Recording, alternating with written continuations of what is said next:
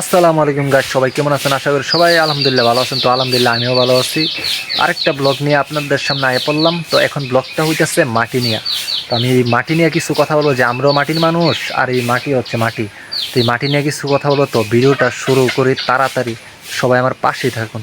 তো মাটি নিয়ে কিছু কথা বলবো। তো এখন আমি দাঁড়াই আছি মাটির মধ্যে, এবং এখন বৈশা জমুগা মাটির ভেতর, মাটির উপরে আর কি।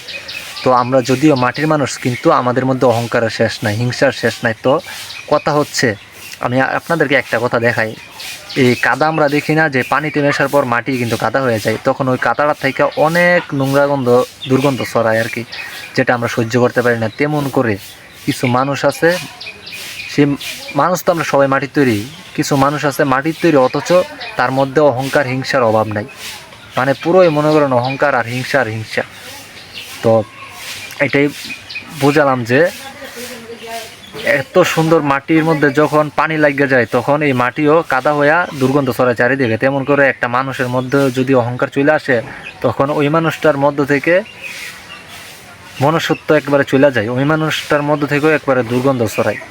তো আমরা সবাই সবসময় চেষ্টা করব যে আমরা যেন অহংকার মুক্ত হতে পারি, এবং অহংকারটা যেন আমাদের মধ্য থেকে দূর করতে পারি। তাহলেই আমরা একজন প্রকৃত মানুষ হিসাবে নিজেকে প্রকাশ করতে পারবো। তো এতটুকুই বলবো যে আমরা মাটির মানুষ, এটা মনে রাখতে হবে। একদিন মাটিতে মিশা যাইতে হইব,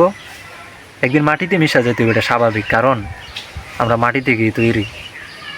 তো এতটুকুই বলবো যে আপনারা কেউ মনের মধ্যে, মানে আপনারা যে কোনো, মানে যে কেউ মনের মধ্যে কখনো অহংকার রাখবেন না, হিংসা রাখবেন না, অন্যের ক্ষতি করতে যাইবেন না, চাইবেন না অন্যের ক্ষতি।